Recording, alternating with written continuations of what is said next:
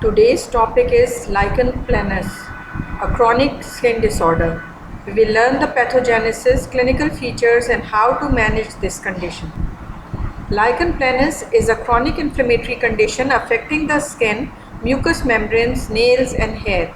It is characterized by an immune-mediated response that targets the basal keratinocytes in the epidermis, leading to distinctive clinical features. The exact cause of lichen planus remains unclear, but it is believed to be an autoimmune disorder involving a T-cell mediated response. Here are some of the known factors that play a role in the pathogenesis of lichen planus.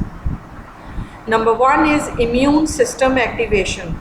T lymphocytes, particularly CD8 plus cytotoxic T cells, play a central role in the attack on the basal keratinocytes. These cells are thought to be activated by unknown antigens, possibly triggered by infections like hepatitis C, drugs, or environmental factors. Although not fully understood, a genetic predisposition has been suggested, with some familial cases observed.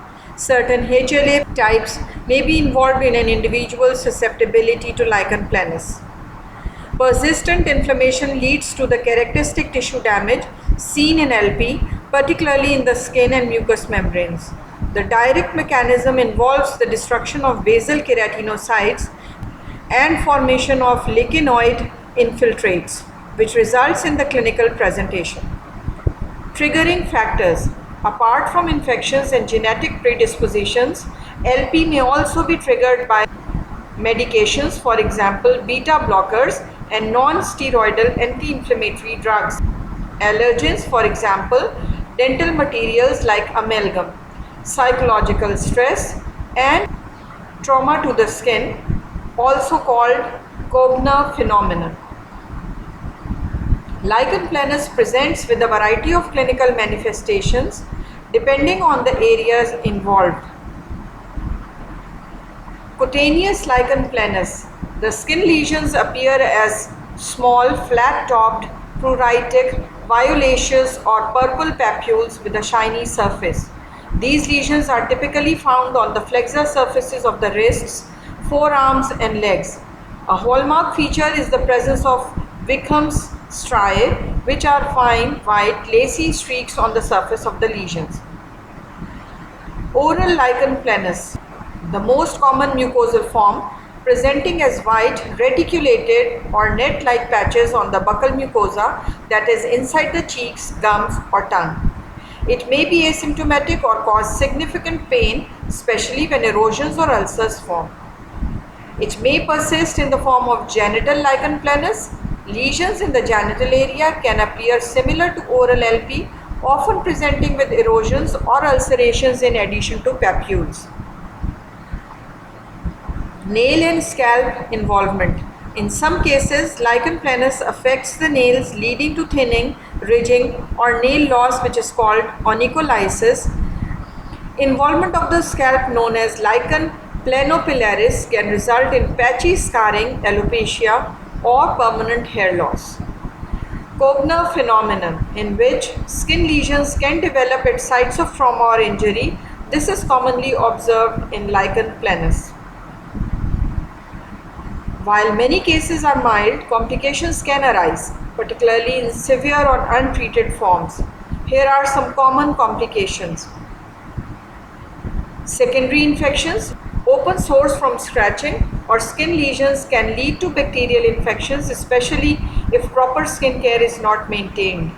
Hyperpigmentation and hypopigmentation. Lichen planus lesions can leave dark or light patches on the skin even after they heal, particularly in darker skinned individuals.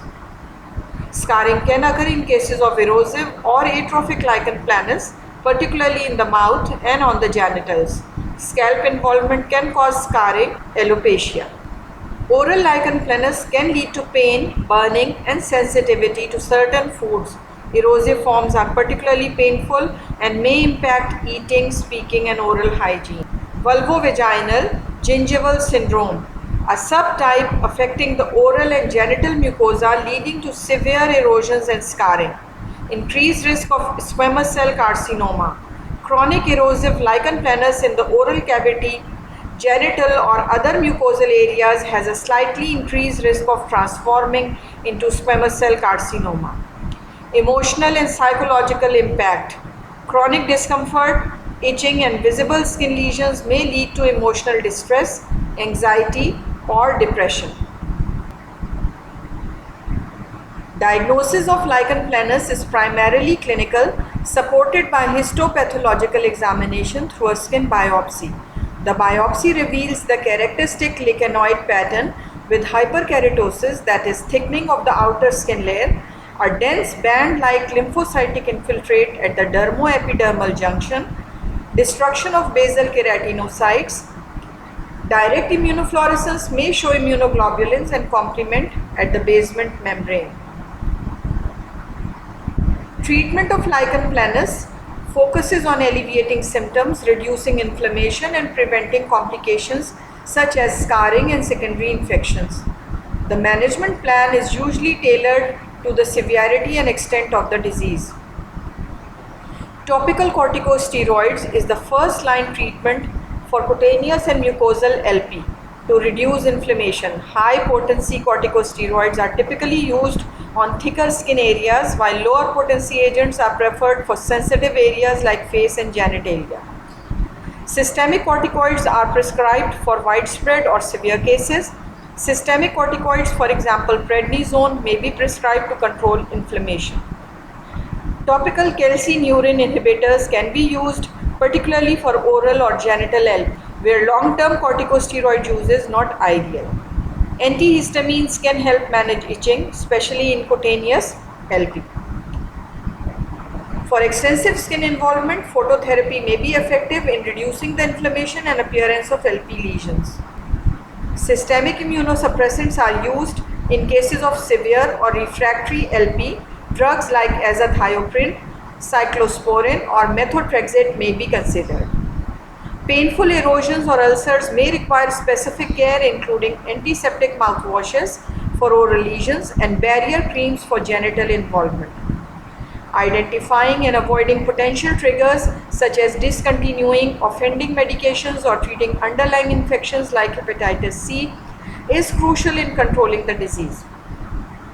Regular monitoring, particularly for oral LP, is important due to the potential for malignant transformation, for example, to squamous cell carcinoma, though rare. Lichen planus often runs a chronic course, with skin lesions typically resolving within months to years, though relapses are common.